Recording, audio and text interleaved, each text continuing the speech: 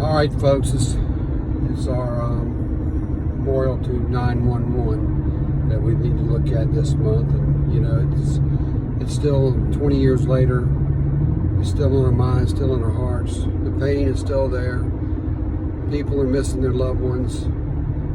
You know, careers that could have gone on to do great things. They were doing great things.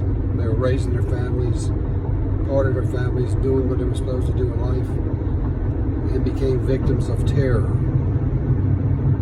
You know, it was sad, and it's still sad, and all we have to do is just remember those years and those days and the aftermath to come. You know, our government back then, people came together in 9/11. It took a tragedy to do that.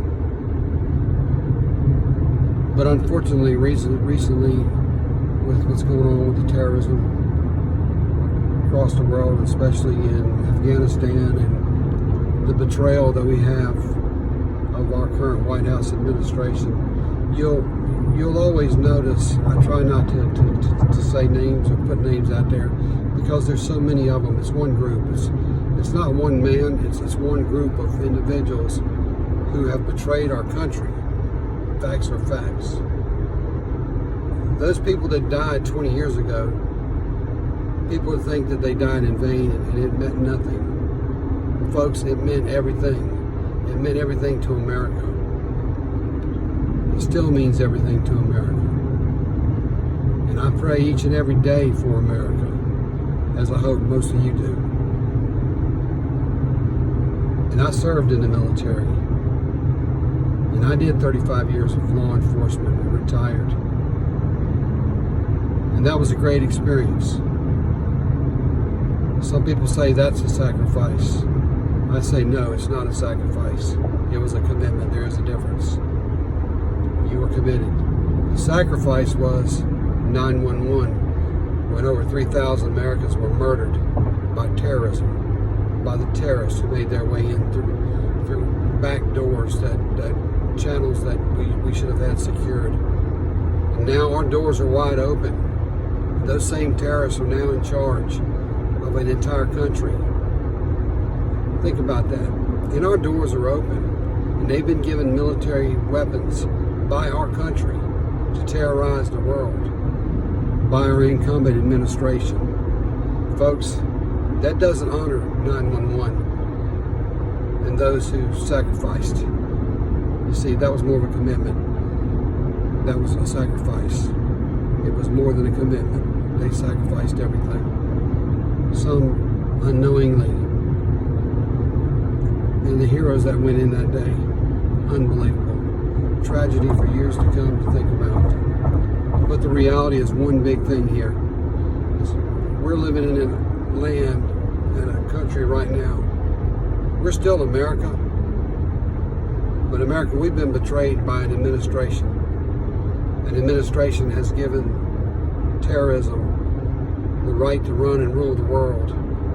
The belief that they conquered and they divided and they beat America. For 20 years they got their butt kicked. And then we ran out like a thief in the night, leaving Americans there to die. We don't need another 9/11. We need another leader. And some will say, well, why did you make this politic? I'm not making it politics. I'm just telling the truth, folks.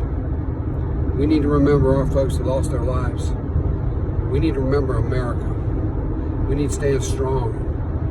We need to be the America that the world knows, a power to be reckoned with.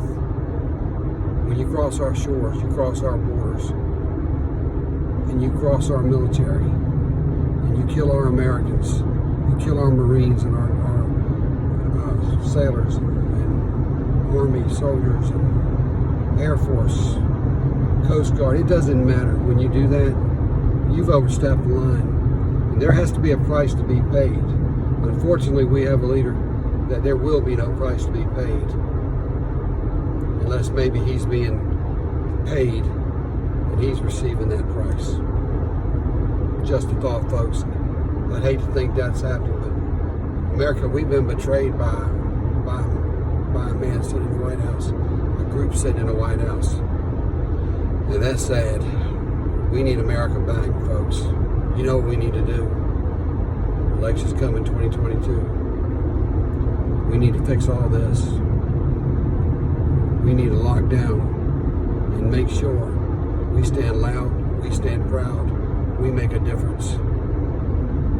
We owe it to those who died before us, those who paid the ultimate sacrifice, no matter what uniform they wore, no matter what job they did, no matter where they served their country, whether it was law enforcement, whether it was medical professionals, soldiers, folks, everyday heroes out there are out there protecting us each and every day. Again, I can tell you this, I'm proud of our country and we pay tribute to everyone who died on 9/11 that day. It's a horrific experience, one that our country will always remember. God bless them, God bless America, and always, as I say, be real, be safe, and always, always be ready.